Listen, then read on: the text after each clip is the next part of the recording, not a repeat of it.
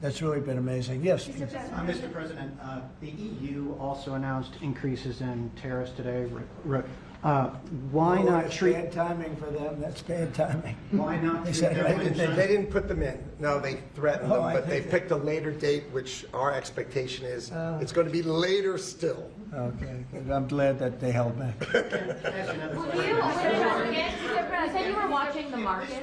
If this was the strategy all along to bring them to the table, why did you instruct or advise, or maybe they did it on their own, some of your top aides to say this is not a negotiation, to hold the line, that they were going to hold the line, that you were not going to change your A lot mind? of times it's not a negotiation until it is, and that happens. And, you know, I said outside that you have to have flexibility to do it right, and that's what we have.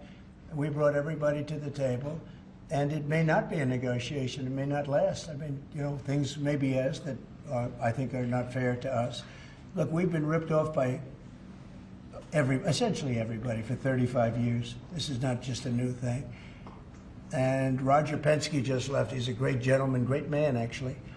And he said no other president would have had the guts to do this. And I believe that's right. They wouldn't have done it. They should have done this a long time ago. A long time ago they should have done it. I started it with China. I took in hundreds of billions of dollars in tariffs and taxes from China in my first term.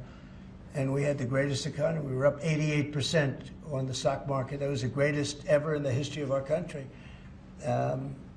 But it had to be done. It's something that had to be done.